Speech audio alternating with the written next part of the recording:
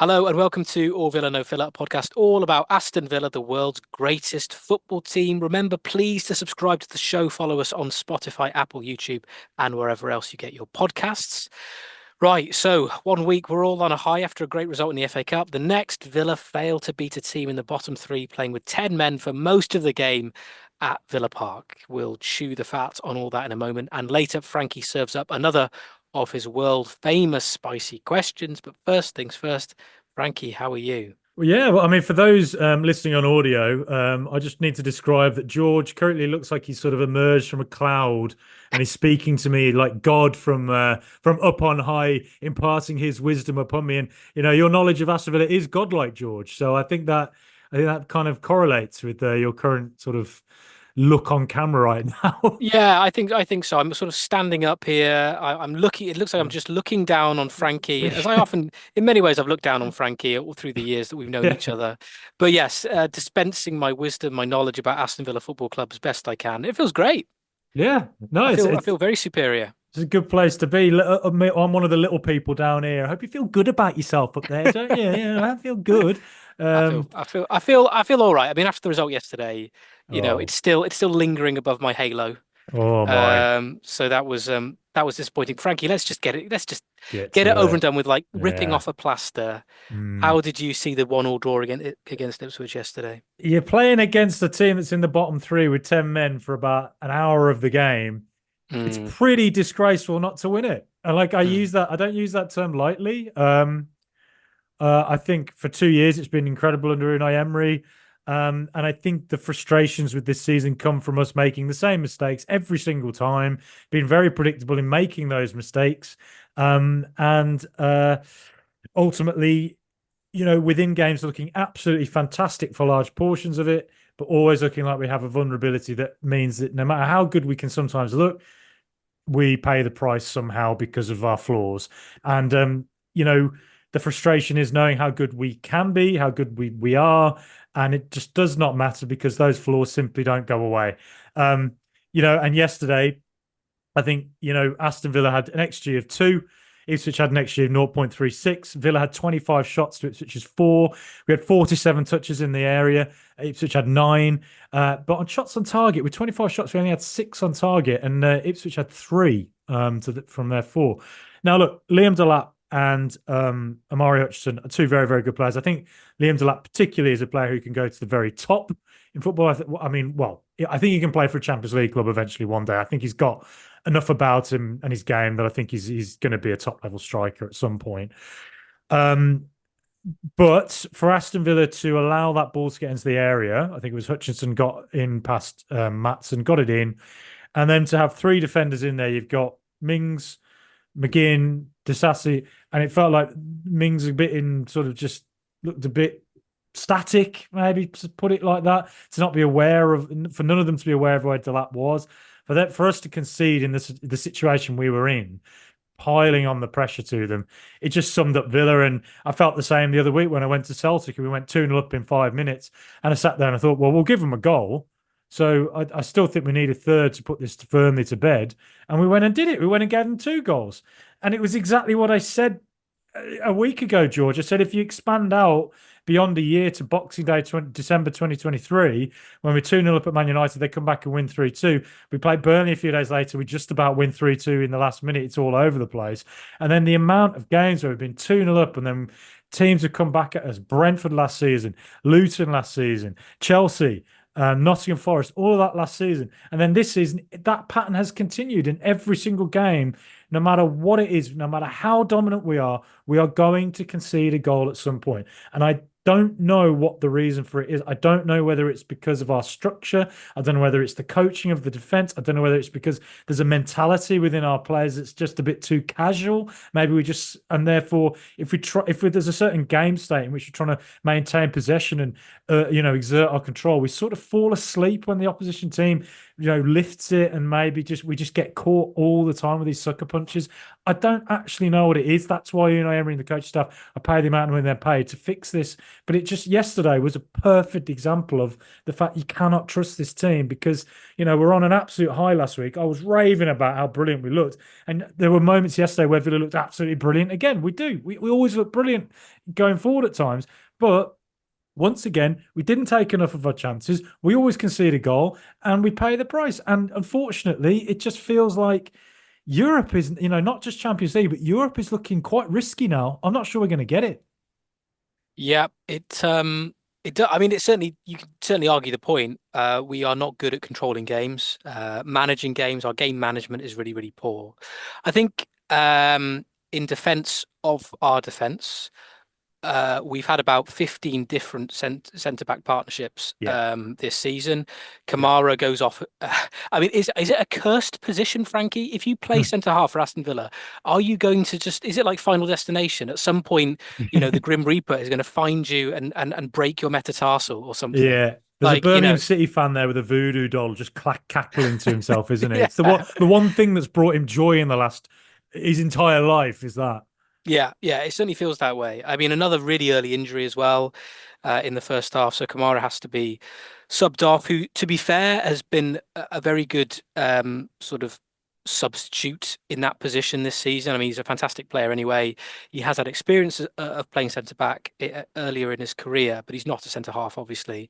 But he comes off, Mings comes back on, and you've got another partnership of Mings and Disasi. So I think that does bring problems. It just does. If you don't have familiarity of the players around you, Alex Garcia, who I think had a good game, to be I fair, think he another did. really good game. He's looked impressive the last two games. He's looked really, really good. Which is great and positive, but he's still a very new player. He's a new player that you're building into that structure of the back four.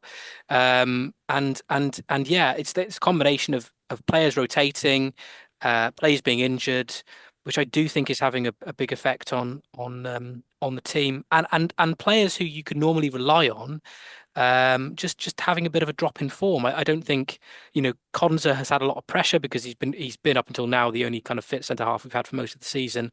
I don't think he's had a brilliant season by his very high standards. I think Martinez hasn't had a fantastic season either by his standards. So all that combined means we have struggled defensively, and you're probably right in terms of the structure. We're just not giving our defenders a bit of a chance, and it is a problem, and it can cost us, and it could cost us certainly in terms of finishing in those top European places. In terms of Disasi, Frankie, how did you think his debut was? I mean, I thought he was quite solid. He did play a very nice ball over the top to Watkins in the first half, which Watkins should have probably scored. How do you think he got on? I actually think he did pretty well. I think, for his debut, I don't think he really did much wrong, really. I think he looked kind of comfortable enough playing out from the back, which is quite important for Villa. Looks like a big physical, solid presence there. Obviously, it'll be a different. It probably won't be as hard playing Ipswich because they're not going to have as much of the ball attacking you. It'll be a different test for him against Liverpool and Chelsea. But I think solid starting enough. And I think, as you mentioned as well, with Andres Garcia, I was calling him Don Andres. I always called Don Andres Iniesta, one of my favorite players of all time. So, I might be calling him Don Andres from now on. But yeah, he looks, again, I thought it was an impressive display from him. Just somebody getting forward. He looks like a real natural going forward. And I think the more he grows into the team, if he continues to play the way he has done in the last two games and get better and better, it looks like we might potentially have a real asset there in him. Hopefully. He looked very confident for someone only playing his third league game. Yeah, he was getting, as you said, he was getting forward a lot, and he was having shots on goal as well. That's a sign of someone who's confident in their own abilities. So yeah, I think it's in the final third where he just looks a much more natural player than Cash in the final third. Again, the test will come for him this week. Liverpool, Chelsea, be a different test, but obviously, I think what we've seen from him so far is certainly somebody who's got a lot of potential, and getting into that final third will definitely offer something to us going forward. You'd hope, and then obviously Asensio and Rashford came on. I thought Rashford looked fantastic at times, and Asensio as well. The two of them look, if they played 90 minutes, it might have been a different story. and at the same time, you got to mention as well, Ipswich did very well to defend the way they did. Mm. The goalkeeper did have an absolute 1 in a million day where he pulled off some incredible saves. The save at the end when Rashford had got down the left, put it in, and Rodgers goes to the shot and he just tips it behind him, the keeper, Alex Palmer. It was really, really impressive display from him and a great save from Asensio as well. But again, Are missed too many big Ipswich? Do chances. you think Ipswich are going to be our new Oldham? Yeah, good. That's it. That's Yeah. it. Is Delap the new? Is it Andy Marshall? Yeah, right. Yeah. They're not a bad side by any The, stretch, and they strengthened in January, and they're obviously still in the fight for survival. It will probably be them and Wolves scrapping for that sort of final place to go but down. but to be playing 10 men, 10 No, I men for agree. 60 minutes, it's not I good agree. enough. It's not good enough. I wondered as well. Was it the players not being able to handle that expectation? Especially when they go down to 10 men as early as they do. Mm, Villa Park, we've spoken about this before. It can be, as much as it is a very encouraging atmosphere, it can also be a very expectant atmosphere, pressure, yeah. and there's a lot of Difficult. pressure there, and it can be difficult. And I think particularly when the minutes are ticking by, still drawing the game against a struggling side who are down to 10 men, and then particularly when they go on and score the first goal of the game, then the pressure's really on. Mm. Villa Park was sort of rendered silent, wasn't it? After that, it took a while for the fans to get back to back to cheering on the team. This, That. yeah, I mean, this shows you how old I am. You mentioned Oldham. I was at a game where we lost to Oldham at Villa Park. Oh I was wow. there, yeah, right behind the goal. One of my Yeah. first games. The first few games I went to, it was during the period of time when we kept winning things. All the games I went to, we lost. I went to the first 6 games I went to, we lost somehow in Yeah. like 92, 93, 94. I was like, we always won back then. But anyway, yeah. Yeah. But what I would say is, yeah, obviously, the expectancy, the pressure of it, obviously, it does have a factor. But I actually think Villa started really badly yesterday. I didn't like the way we started. I think we almost went into it, and you could. I'm not saying this is what it was, but you could look at it and say it was almost like we expected to win. Just get in there, pina coladas all round, wear our sunglasses, have a cigarette on the halfway line, and then pass it into the net, and it'll be all right. We'll find a way to win. Whereas I actually thought 11v11, I thought when Ipswich tried to play it out the back, that was when we looked the most dangerous because I thought they were asking for a mistake. They weren't very good at it, Ipswich. So when they went to 10 men, they started going more direct, and actually that helped them. Mm. But I thought Villa started the game very slow. I thought Tielemans looked knackered. I don't think he looked right on the pace at all yesterday. I thought Rodgers didn't look right yesterday. Probably not a coincidence. They're two of the players that have played the most for us this season. Hmm. Um, uh, but I think, yeah, that first half, what I was thinking up until the red card for Twanzebe was I thought Villa are going to have quite a bit of possession here, but we're going to fall asleep and get sucker punched. You could just see it coming. You just know Delap is going to do it. Then when it went down to 10 men, I thought, well, all right, now it's 10 men. Very unlikely they're going to get that goal now. And then they go and get it. We still do it. And it was like, it just felt like, there are occasions I would say where Villa have under Unai Emery looked a little bit like we struggle to break down teams that just sit a bit deep. Yeah. That has been a bit of a persistent issue, I think. And weirdly, I look at Liverpool and Chelsea and think I could see a scenario in which we beat Chelsea 5-1. Yeah, That's I agree, and also let's bear in mind, I know Liverpool won today, but they struggled today, and I think they haven't looked as sharp for a few weeks now. Chelsea really struggled against Brighton as well. They're not in great form themselves, and I think against those teams, you think the players will be more up for it. mm, I think the fans will be more up for it. I think when we're playing sides that don't perhaps excite the fans, as we found, I think was it Brentford earlier this season at mm. home, uh, Bournemouth. The Bournemouth game I went to was Bournemouth pretty as quiet well. actually. Yeah, it was a Yeah, yeah, quiet yeah. atmosphere. Well, but and I think that does factor down to the players, as I said earlier. When we were drawing and then losing against Ipswich, the fans, it did feel a bit kind of like edgy.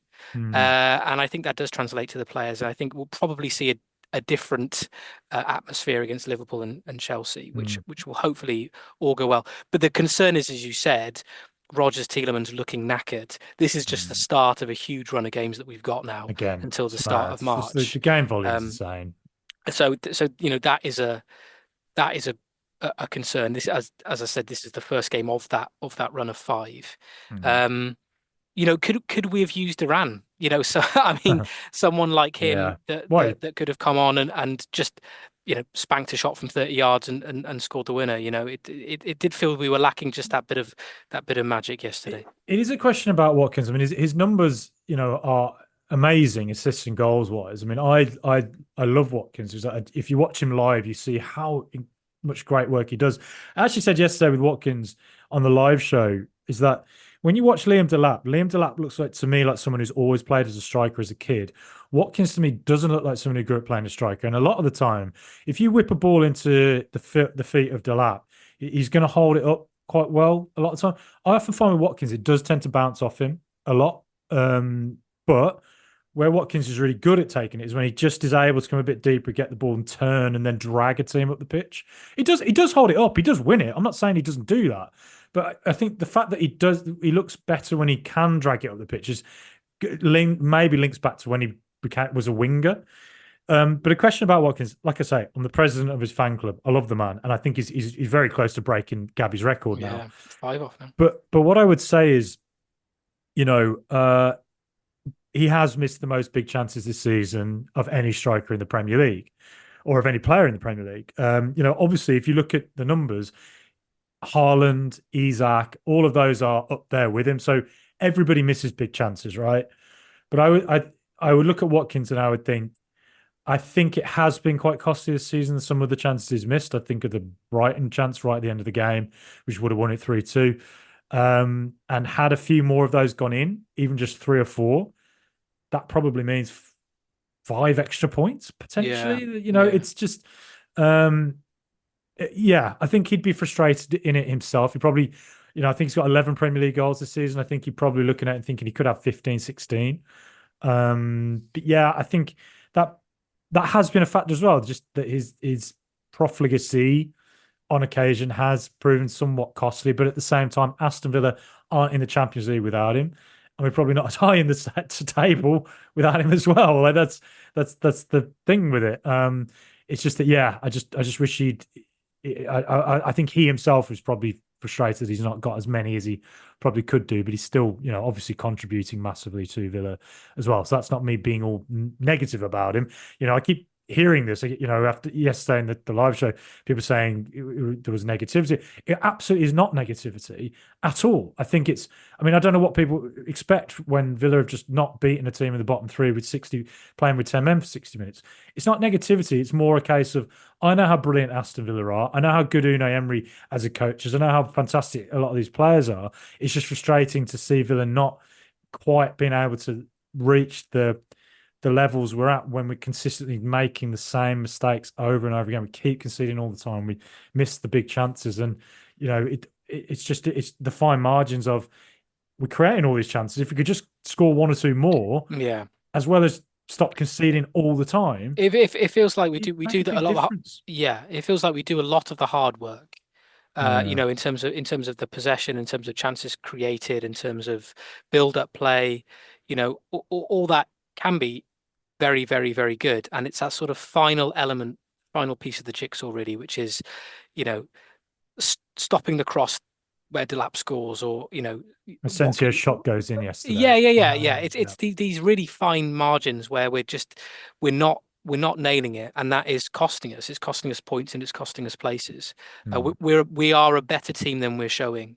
I think, and I mean, it's the nature of the game. You have to evaluate and critique sides when they're not doing well, just in the same way that we sort of lavish them with praise when they are doing when they're doing great. Just the way it goes. I've got the cooking pot in front of me, and they're throwing sriracha, Tabasco, the lot into it. It's all so spicy. But George, this is a bit of a spicy one. Do you worry at all about what it might mean for Villa if we don't qualify for Europe this season? Obviously, we will. We're going to win the Champions League and the FA Cup, and we're going to finish 4th in the league. But of course, this is a hypothetical question. I get it. In a parallel universe, this could happen. Sure. I mean, definitely. I think I do. I am concerned for a number of reasons. I think we've seen already the quality that Rashford and Asensio can produce. Yeah. Are those players going to want to stick around if Villa No. aren't playing in Europe next Nope. season? I don't think so. And it would be, yeah, a huge loss to kind of the stature of the club that Emery has built up. Um, the best teams in the country, they make a habit of qualifying for Europe year in, year out. That is how you establish yourself on the continental stage. That is how you build a club and attract players of quality to your club so you can maintain that habit. And yeah, I mean, we've done, obviously from where we've come from, we've done incredibly well to secure European football 2 years on the bounce, which is something we haven't done for a very, very long time. But if we want to, stay at that level in terms of prestige and success, then we've got to stay in Europe by hook or by crook, whether that's still in the Conference League, Europa League, whatever. I think we need to make sure that we are there again. I mean, as you said, either last week or the week before that, teams like Bournemouth and Brighton and Fulham, who are around us as well, and also trying to qualify for Europe, they're blessed by the fact that they're not in those competitions at the moment. So, Yeah. Yeah. in terms of injuries and fatigue, that's not really a concern for them. They can focus their entire energy on the Premier League. So when you've already got quality players, which they do have, coupled with less game time, no wonder they're picking up results and winning the games that they are. And credit to them. I mean, it's great. But as you said, you do wonder if one of them did make it into the Champions League or into Europe next year, there will be that inevitable fall off because you're having to deal with just this huge litany of games that we're having to deal with. I mean, yeah, as we talked about earlier, we've got 5 games before March. It feels like we're almost being punished for succeeding in the FA Cup because Yeah. we got that game. That game against Cardiff has been rescheduled from Saturday to Friday, so it's a day earlier than it was supposed to be. Yeah. Um, it's Men's a, it's season an is just it's the whole. it, it's a nightmare, and it was one of those things where you used to hear Liverpool fans complaining about it. Klopp used to go mental Yeah, it is. about Yeah. the fixture pile up, and then you'd think, as a supporting a club that wasn't in Europe at the time, you'd think, oh, it's just what you get for playing in Europe. It's just what happens. But it's when you're actually in the thick of it yourself, you're thinking, yeah, it's not good. Just No. not from a professional perspective, from a club perspective, but just from a player welfare perspective. I think it's Yeah. really, really hard on these players to put them through such a grueling physical exertion. Mm. Um, Coupled with travel and time away from home and all the rest of it. It's both a physical and mental issue, I think, as well. So it's a problem, but as I said, it's what we want as fans, and it is what we want to be as a club. You do want to be in Europe and competing with the best teams in Europe, because that is how you build. And Mm. I do worry that as soon as you slip away from that, it can take time again to build up that momentum to get back into those sorts of competitions. So yeah, it is Mm. a concern. Yeah, it's true. You raise a good point about the game volume, and you look at Villa's game volume from late October, right to now. It's absolutely crazy. And look, there's the argument. Footballers are paid insane amounts of money. Not the sort of money I can find down the back of my sofa. I don't know about you, George. Maybe if I look around there, see if you've got a few things hidden away. But Up here in the rafters. yeah, with the Phantom of the Opera hidden away as well. Yeah. Yeah, like it. But it doesn't matter how much they earn because in the end, like, well, if you keep making them play all the time at absolutely elite levels, physically and mentally, it's so taxing. They're going to get injured. The chances rise that they're going to get injured, and the sheer number of clubs have had injury crises in the last couple of years is crazy. Like Villa have had 2 years straight of an injury crisis. You hear about Tottenham all the time, right? All the time about Tottenham's injuries and all this because they're one of the teams that are in focus. They're a London club. They just get more attention. Whatever. There's more pundits on TV who are high profile who are former Spurs.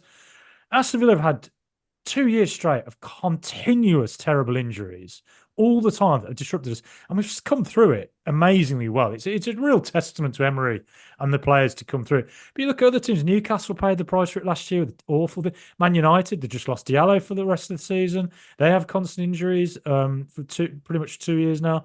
And the problem is the teams that can cope with it are the ones who have the FFP setup of the last, because of the last 10 years have had top six, so they're basically in a situation where they're almost too big to fail now. So Chelsea can be run like an absolute basket case for 2 years, spend £1 billion, but they succeed despite themselves. I mean, it's going to be touch and go this season whether they make it into Europe, given their recent form. But yeah, it's really difficult for teams like Villa to continue to compete in Europe all the time. But do I think it'd be a disaster if we didn't get Europe? I think it'd be a setback for sure. I think it'd be a real setback. I think Emery would be really, really frustrated with it. What would it mean PSR wise? What would it mean about players we have to sell this summer? Personally, I think we're already going to sell quite a few. I think there's going to be quite a lot of turnover this summer. Just feel like it's heading that way. But you sort of wonder, does it mean we lose Kamara? And if we got Champions League, could we keep Kamara? Could we get into a new contract? And could we even retain someone like a Marcus Rashford? Could we pay that 40 million buyout we've got? And but you look at Rashford, think he's not going to want to stick. He's going 27, 28 years of age. He's going to want to go on to Barcelona or wherever it is. So yeah, it makes a really big difference. Look, it's not the end of the world. Newcastle have shown, they didn't get Europe last season. They've come back, or this season, sorry, they've come back, and they look like they're competing and maybe could get Europe again this season. But again, their forms become patchy again. You could argue there'd be an advantage of not playing as many games. Sometimes playing more games can actually help you get more rhythm in a way. But I think you just want to be a club that is identified with Europe. Revenues wise, it helps massively. And that, just look at Conference League revenues. They've already put us in the top 20. Think of what the Champions League will be doing this time next year in that Deloitte table. It'd be a real setback for Villa. You worry about our wage to revenue ratio that appeared in that Deloitte league table. But look, we'll see. It wouldn't be the end of the world, but it'd certainly be a setback. And I think it's not. I still think we can do it. Absolutely. I mean, we're not that far behind, but I just think we're making it hard for ourselves now. And I keep thinking at some point we've got to go on a winning run. We've got to build momentum. I thought beating Everton, drawing with Arsenal, that might be the moment to build the momentum and go on and do things. That's not happened. So since then we've lost at Wolves, drawn at home with Ipswich. So yeah, it'd be frustrating for sure. One theory I have in my head as well, though, you look at Bournemouth, right? If Bournemouth get Europe, I guarantee you I know exactly what's going to happen to them. I said this a few weeks ago. The intensity of the style of play they have means that next season they will have loads of injuries and really struggle to stay up in the sort of echelons of where they are this season. Nottingham Forest, more teams are prepared for them. More teams are now to work them out. They'll get more injuries. They have a relatively small squad as it is. It's quite finely tuned. A couple of injuries there. More teams working them out. They'll come down again. And what you might start to see is, you have yo-yo clubs that go down into the Championship and come back into the Premier League. There might be an equivalent of that in the Premier League where there's teams who are always there seemingly because PSR just kind of works for them. Liverpool's, Arsenal's, the so-called Big Six. Tottenham at some point will be back in there. Man United at some point you'd assume might get back in there. The Chelseas, the Cities, they'll just be there a bit more regularly.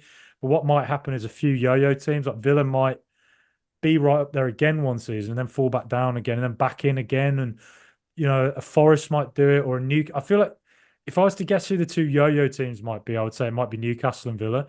One season we're in, one season we're out, and we just keep bouncing up and down and can't quite set ourselves within it, because every season we get back into Europe, we then have the game volume that we can't quite cope with in the same way that the teams with the financial benefits can.